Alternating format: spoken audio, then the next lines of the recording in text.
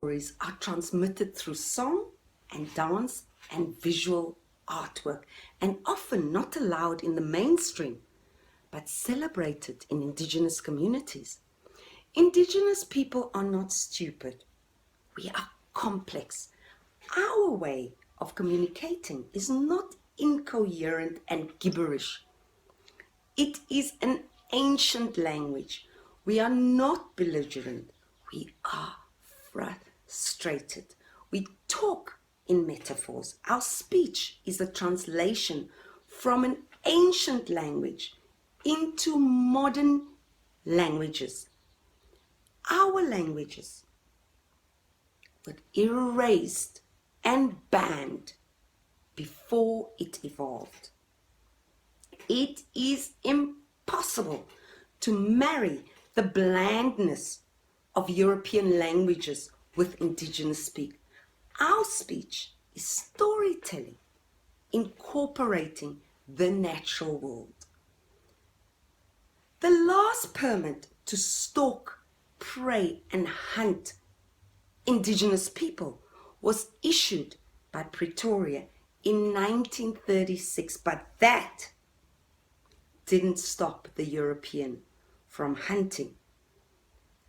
Indigenous stories tell of hunting going on until the mid-1970s. It should then be of no surprise at all that, and especially with European invader settlers, that Indigenous people are still traumatized, as many of us still know people living today who had endured hunts, legal hunts. It is common to count Khoi and San, much like they do in Australia, as fauna and flora. It was not ignorance that caused the European to give Indigenous people blankets infected with smallpox. It was, and it continues to be, their conviction that we are not quite human, or not quite as human as they are. From the early 1700s, commandos were ordered to go out and hunt Khoi and San groups. By 1873, the San was hunted to near extinction, while the Khoi, a larger group, continued to resist. In 1777, the Dutch government in the Cape officially endorsed the extermination of the Khoi and the San. For more than 100 years, the settler legally attacked and killed San and Khoi without any remorse or guilt wherever they encountered them. My ancestors were hunted like vermin and animals by the invader settler, and their heads were made into trophies. Public hangings became a spectator sport. When the British claimed the land after its violent invasion in the 18th century, they promised their masters in Europe that they would civilize Indigenous people. When they felt this failed, their policies became increasingly more genocidal, and the killing of the Khoi and the San was accepted, encouraged, and celebrated.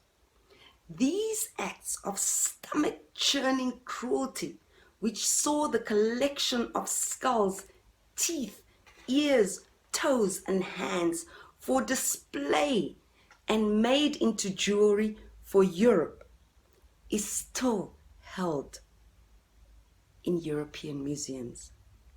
Jan van Riebeeck ordered the first horses to be domesticated in the Cape in 1652. The history of horses and the white invader settler are intimately and inextricably entangled. Cattle raiding is iconic in frontier and South African history. Because I am Khoi, mense, van mense, deur mense, vir mense, my life as Khoi was granted in order to assist in the evolution of humankind, irregardless of how many torrent rivers I have to cross, how many enemies I have to make, and how many steep cliffs I have to navigate. The triggers are unavoidable.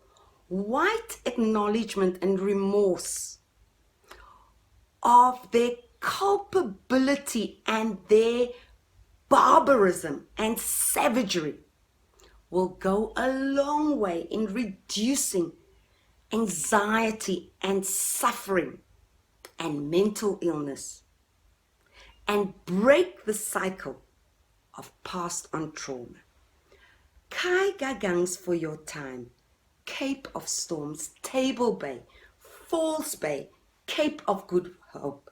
Settler, it was not yours to take.